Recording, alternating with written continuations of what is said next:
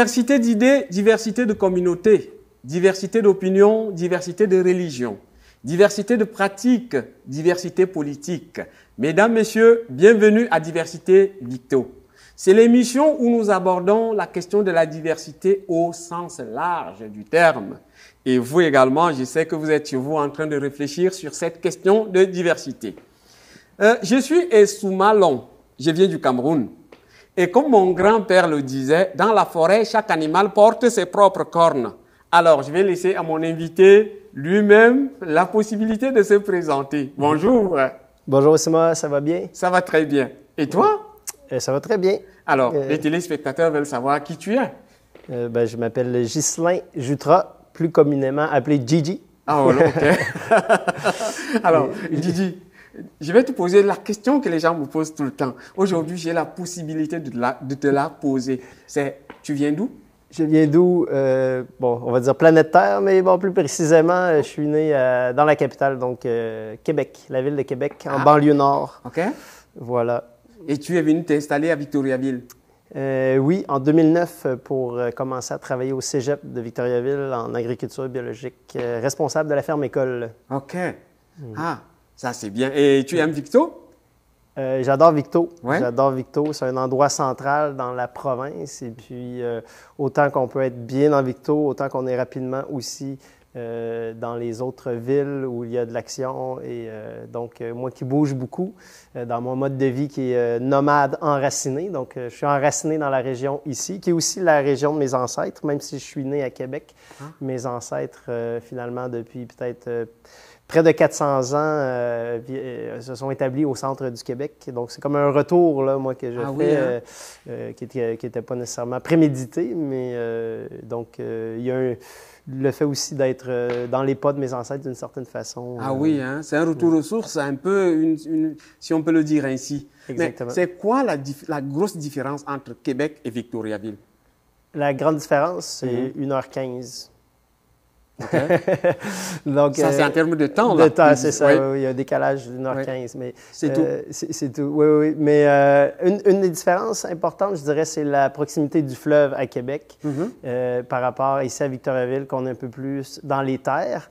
Mais ce que j'adore à Victo aussi, parlant de territoire, c'est le fait d'être sur la ligne de partage entre les basses terres du Saint-Laurent, qui nous connectent au fleuve éventuellement, et le début des Appalaches. Okay. Donc, ça, je trouve cette position géographique vraiment agréable.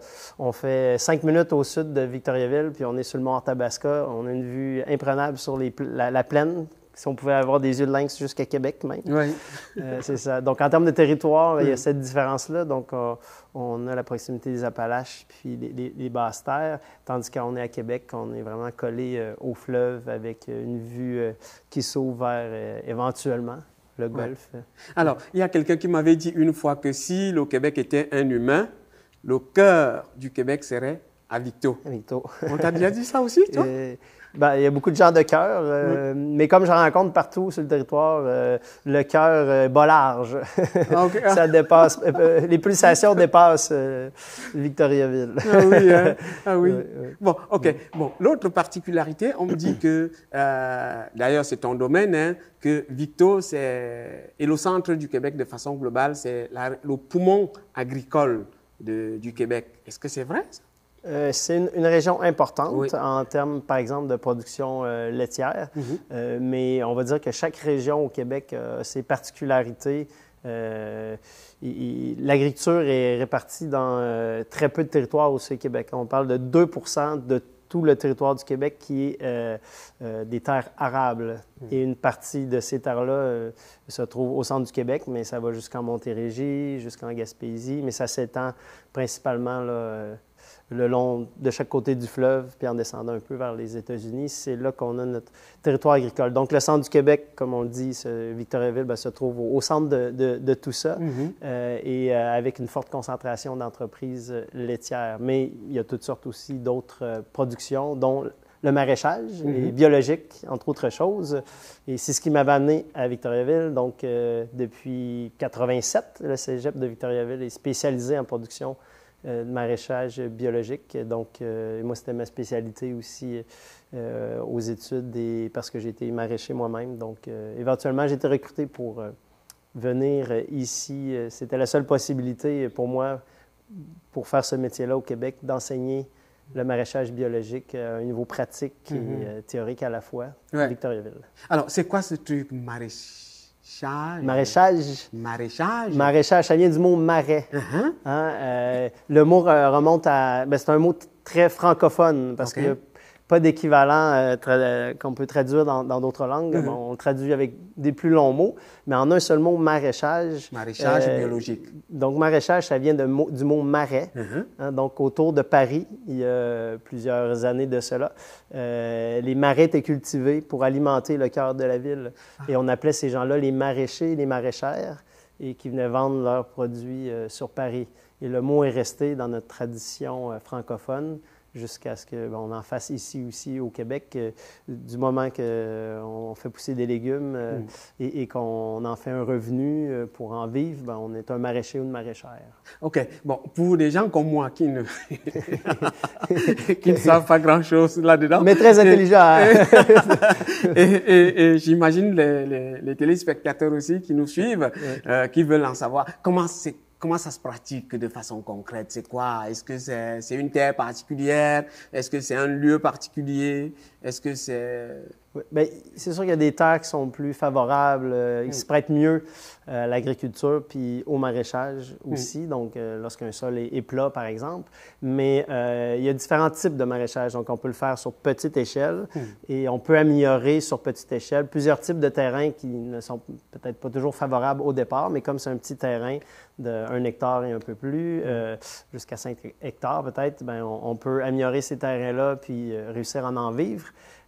Si on est plus sur des échelles à 20 hectares et plus, c'est sûr qu'il y a des régions au Québec qui sont davantage favorables parce qu'ils ont des grandes étendues de maraîchage. Mais pour ce qui est du bio au Québec, il y en a dans toutes les régions du maraîchage biologique, des petites, des moyennes et des grandes entreprises maraîchères. Tu as vraiment eu beaucoup de chance de pratiquer ce beau métier-là qui nourrit le monde. Et moi, l'une de mes fiertés, souvent quand je suis pas à Victo là et que je rencontre quelqu'un qui ne connaît pas le coin, quand il me dit « Souma, tu vis où ?» J'ai dit « À Victo ». Je lui dis « Est-ce que tu sais que c'est de là que vient la poutine ?» C'est un grand débat entre quelques villes des alentours, mais on s'entend qu'à l'échelle du monde, mais tu vas pas quand même m'enlever cette fierté-là, Guy.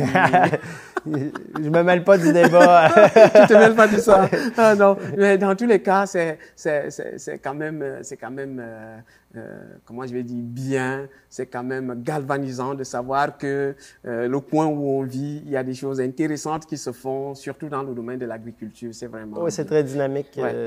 Ouais. Et en plus des activités d'enseignement, il y a un centre de recherche affilié au Cégep de Victoriaville, le CETAB, donc qui fait de la recherche en agriculture biologique. Et puis, il y a le CISA qui fait de la recherche au niveau des innovations sociales en agriculture. Donc, Victoriaville est vraiment un pôle de développement agricole dans la province, au niveau recherche collégiale. Wow, c'est super intéressant de le savoir. Alors, puisqu'on parlait de diversité, au-delà des métiers, est-ce que toi, tu as des amis qui sont d'une autre culture que toi, qui est québécois, né à Québec? Né à Québec, très peu. Par contre, lorsque je suis arrivé à l'université Laval, toujours à Québec, là, j'ai eu une ouverture plus grande sur le monde. J'avais voyagé quand même auparavant dans d'autres pays, mais reste que de me faire des amis qui sont encore des amis aujourd'hui, qui venaient de d'autres pays, ça remonte plus autour de l'université. Je dirais l'école primaire, secondaire, très peu. Et puis, oui, c'est ça. mais disons ici à Victo, est-ce que tu fréquentes des gens d'autres communautés, non? Ou pas? Oui, ici à Victoriaville, oui, mais ce n'est pas des gens qui sont nés à Victoriaville ou au Québec. Donc, à travers mon implication au comité d'accueil international des Bois-Francs, il y a presque 2 ans jour pour jour. J'étais jumelé avec une famille centrafricaine et qui se sont finalement établis à Victoriaville au moment de leur immigration. Et puis, ils étaient réfugiés. Et depuis ce temps-là, ben, on se voisine, comme on dit. Wow. Et ça se passe bien. Comment tu vis cette expérience-là? Pour moi, c'est une famille... Ça s'additionne dans mes familles. J'ai ma famille biologique, Oui. mes parents, et puis bon, ma sœur, etc. Le fait de voyager à travers le monde, j'ai rencontré beaucoup de gens, puis des gens deviennent familiers. Mais ici, à Victoriaville, ces gens-là de la famille centrafricaine, ils sont 10. Et puis, dès le départ, on s'est bien aimés tous ensemble. Ouais. Et encore aujourd'hui, quand je les visite, le père de famille souvent me rappelle que je suis un membre de la famille. De la famille. Ça veut dire que tu manges leurs plats. Comment tu trouves les plats? Est-ce qu'ils mangent avec les doigts? Est-ce que c'est avec le couvert? Comment ça se passe? On mange parfois au sol, mais le plus souvent au sol avec les mains, la main droite. OK. Donc, c'est une famille qui... musulmane. Donc, au niveau du régime alimentaire aussi, dans le fond, ce qu'on mange, c'est principalement du poisson, du porc, avec une pâte ou une boule qui peut être au manioc ou au maïs, avec une sauce dans laquelle on trempe tout ça. Donc, j'avais eu la chance de voyager par le passé au Bénin, au Burkina Faso. J'avais connu un peu ces types de régimes et de manger. Mais ça, c'est en voyage. Maintenant, de le vivre dans ma propre communauté, ici, à Victoriaville, sur une base hebdomadaire, c'est vraiment... C'est spécial. Mais ouais. je vais t'avouer quelque chose, c'est que tu es en train de m'apprendre beaucoup de choses. Au-delà du fait que moi, je suis d'origine africaine et que la République centrafricaine est à côté même de mon pays, qui est le Cameroun. Mais moi, cette expérience que tu vis là, moi, je ne l'ai pas vécue comme toi, vraiment. Donc, tu es en train de m'apprendre beaucoup de choses. Alors, tes voyages à l'extérieur du Québec, comment est-ce que ça s'est passé? Quel était le regard des gens sur toi? Est-ce que tu as senti qu'on te regardait comme... Toutes mes expériences ont été de superbes expériences. J'ai eu cette chance de voyager à partir de...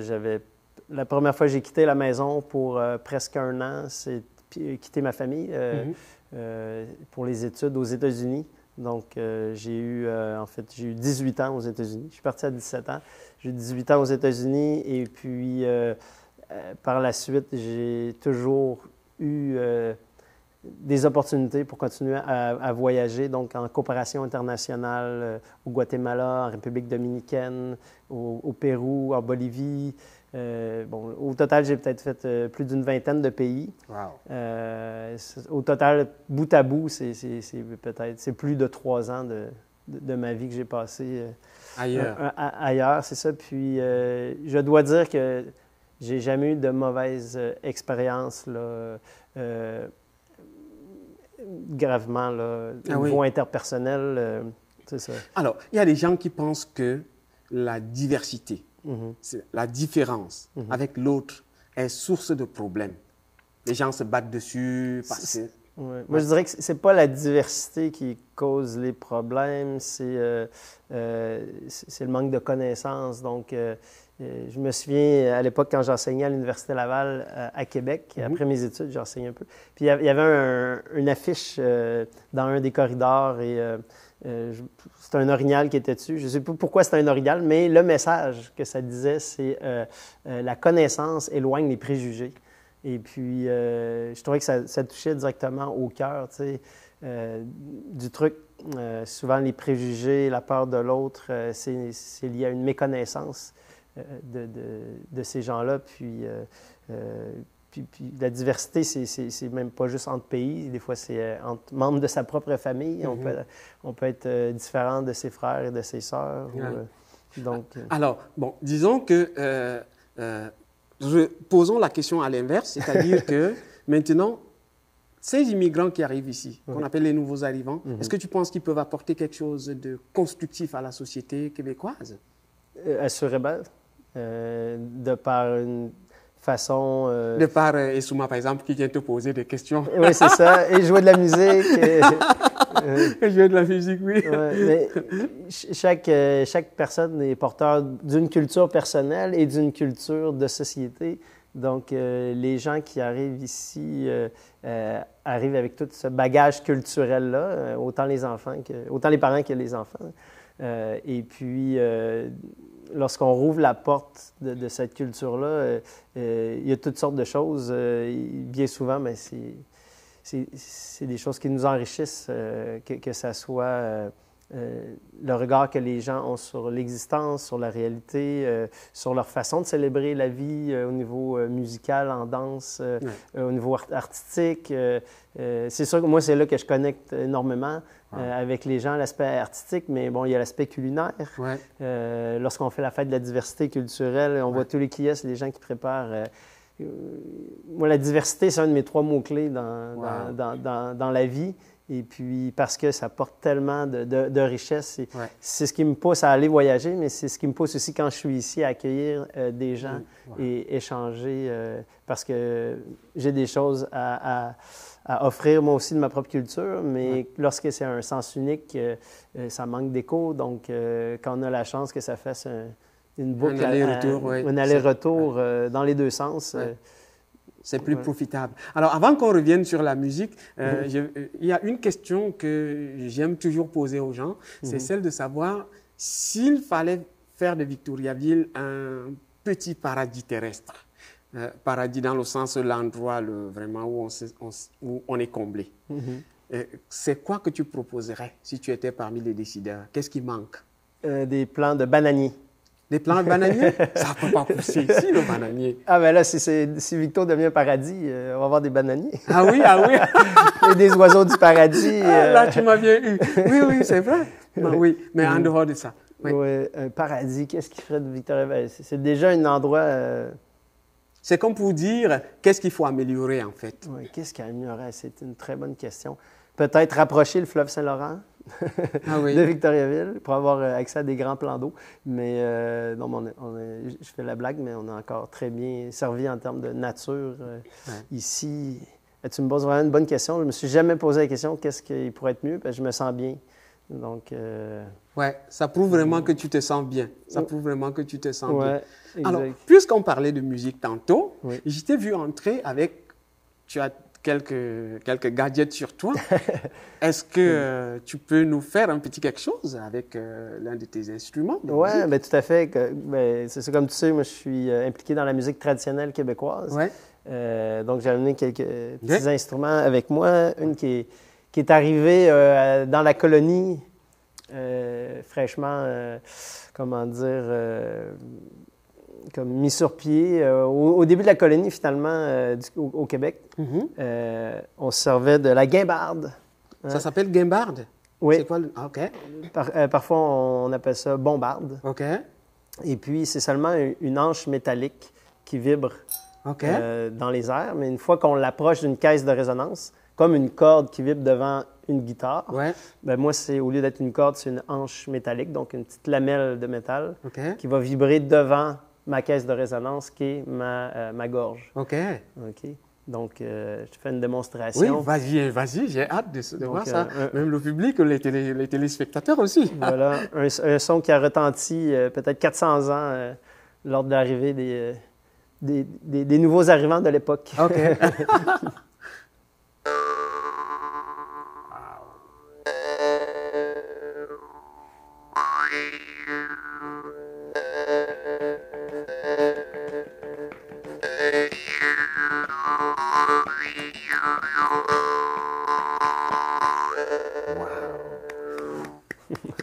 Et on peut faire ça des heures, des heures. Wow. On peut venir en transe.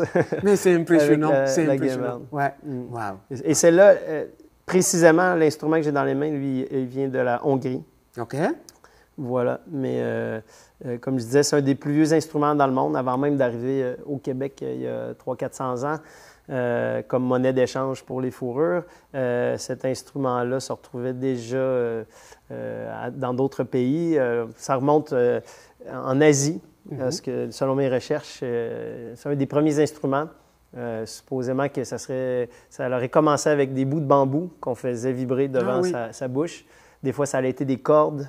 On voit ça en Mongolie. Ça, des bouts de bambou, ça. Ouais. Mais comment est-ce que tu l'as appris, ça? Je l'ai appris, comme on dirait en bon québécois, en gossant, en essayant à maintes reprises. En fait, c'était à l'époque de mes études à l'université. J'avais fondé avec des amis un groupe de musique traditionnelle québécoise, mon premier groupe. Et puis, on était rendu, on étudiait à Québec, mais on était allé passer un week-end chez une membre de notre groupe au Lac-Saint-Jean. Et on se trouve dans un petit chalet, c'est l'hiver, sur le bord de la décharge. Puis finalement, tout le monde... Moi, à cette époque-là, je ne jouais pas encore de musique. Dans le groupe, je chantais puis je calais des danses. On pourra parler de ça un autre tantôt. Mais il reste que j'étais à la recherche d'un instrument que je pouvais jouer. Bon, je jouais un peu d'harmonica à ce moment-là. Mais bref, on était là en train de pratiquer nos pièces. Puis éventuellement, mes amis vont prendre une marche dehors. Puis je trouve un instrument sur la table. Puis je me mets à essayer ça. Et puis, après 15 minutes, je l'avais brisé. Mais sans blague, ça a commencé comme ça, juste en essayant. Inquiétez-vous pas, la guimbarde de mon ami, c'était pas... elle ne valait pas 100 mais c'est ça. Donc, petite anecdote, là, c'était vraiment comme une rencontre fortuite avec l'instrument. Puis, rapidement, j'ai réussi à faire des sons comme on entendait. Mais l'instrument que j'avais était quand même de qualité. Donc, c'était un instrument à 5 $. Ce que j'ai dans les mains, on est plus autour de 150 $. Donc, un petit morceau de métal comme ça, qui est sur une note précise et qui fait des harmoniques très agréables à l'oreille, ben c'est ça. Alors, tu parlais tantôt de calé, de musique traditionnelle, Comme le temps nous court, vraiment, j'ai envie de te garder pour qu'on parle de musique, de musique. C'est quoi? Ça veut dire quoi? Calé. Ben, quand on parle de diversité culturelle, il n'y a aucune culture qui est entre guillemets pure, qui est spontanée, qui vient de nulle part. En fait, on s'inspire toujours de l'autre, exactement. Et bon exemple pour les arts traditionnels au Québec. Si on pense, je passe un portrait vraiment rapide là, avant d'en arriver au col, mais on a la chanson qui nous vient de la France. Les airs de musique, beaucoup au violon, entre autres, ça nous vient de l'Irlande, l'Écosse, tout comme la gigue, quand on est debout et qu'on danse en giguant, nous vient aussi de ces pays-là. Mais quand on arrive à la danse traditionnelle québécoise, ça nous vient des Américains. Ça nous vient des États-Unis. Ah oui? Qui, eux, avaient été influencés par les Français, qui avaient été influencés par les Anglais. Bref, encore là, on remonte plusieurs centaines d'années, et qui fait que, voilà à peu près, autour des années 1900 au Québec, il y a eu des échanges culturels entre le Québec et la Nouvelle-Angleterre, donc le nord-est des États-Unis. Et à travers ces échanges-là, surtout à travers le travail, donc des gens qui allaient travailler dans les usines, le Québec, des gens allaient travailler, des Québécois, Québécoises qui étaient avec leur famille travailler dans des usines aux États-Unis. Et il y a aussi des Américains qui venaient travailler au Québec. Bref, à travers ces échanges-là, la musique, en fait, la danse traditionnelle telle qu'on la connaît aujourd'hui, donc lorsqu'on parle de 7 carrés, ça nous vient de cette époque-là, ce qui fait qu'on a des termes qui sont encore en anglais, comme caller. Donc, caller, ça vient de call. Caller, qui est mon métier actuel. Agri-caller. Donc, mon métier actuel, donc c'est vraiment ça vient du mot de appeler les figures. Donc, dire aux gens, expliquer les danses, mais aussi pendant que la musique joue, de caller, d'envoyer verbalement de façon rythmique et humoristique et poétique parfois les figures pour que les gens s'activent et fassent les danses. Est-ce que tu composes? Si je compose, en fait, je dirais pas que je compose, mais j'improvise. C'est une légère distinction dans le sens où Les danses que je vais caler, c'est des danses qui ont été collectées il y a 20, 30, 50 ans, 60 ans au Québec, alors qu'il y avait encore des gens qui dansaient ça. Et puis, on a gardé une trace de ça. Moi, je l'ai appris d'une autre famille, puis des fois dans des bouquins ou en allant dans des veillées. Donc, à travers toute cette collecte de danses-là, bien, finalement, j'invente pas de nouvelles danses. Par contre, quand je les cale, la façon que je vais annoncer les figures, je suis constamment en improvisation. Je sais ce que j'ai à dire comme figure, mais la façon de le dire, comme swing la baquette dans le fond de la boîte à bois, bien, je peux le dire de 5, 6... Dis-le encore, dis-le encore. Je pourrais te dire, haute ta cabine, puis swing la mandoline, puis haute ton jupon, puis swing la mandolon. Swing la porte-fort et la malle dans le corps. Donc, juste pour dire la figure swing, il y a plusieurs façons de dire. Puis on peut en inventer d'autres qui vont dans tous les sens. Swing par la pine, puis balance par la ganse. Wow. Qu'est-ce que ça veut dire? Je ne sais pas. Mais je dois avouer que c'est vraiment spectaculaire. Vraiment, vraiment spectaculaire ce que tu fais. C'est entraînant, ça met les gens dans l'ambiance, vraiment, c'est quelque chose de magnifique. C'est le moment, je le dis parce que j'ai déjà eu à assister 1 ou 2 fois quand c'est impressionnant ce que tu fais. Bravo. Ben, merci toi. J'utilise le terme agricoleur ESUMA parce que j'étais dans l'agriculture pendant plusieurs années. Je cultivais la santé par des bons aliments, par le soin de la terre, de l'environnement. Maintenant, comme agricoleur, je cultive aussi la santé des gens, mais d'une autre façon, parce que c'est une activité qui est bonne pour l'âme, on bouge physiquement, c'est bon pour la santé mentale aussi. Donc, je cultive du bonheur dans des gens et non des champs à perte de vue. Oui, vraiment, vraiment, Ghislain. Je ne sais combien de fois ou comment te remercier d'être passé nous voir à cette émission Diversité Victo qui tire malheureusement déjà à sa fin. J'espère que tu reviendras nous voir. C'est une promesse, je serai. Oui. Pour qu'on parle de musique. Oui. Alors, c'est ça. Alors, vraiment, grandement merci. C'est superbement apprécié. Mesdames, messieurs, vous comprenez, c'est la fin de l'émission Diversité Victo. Nous aurons la possibilité une autre fois d'accueillir quelqu'un d'autre. Au revoir.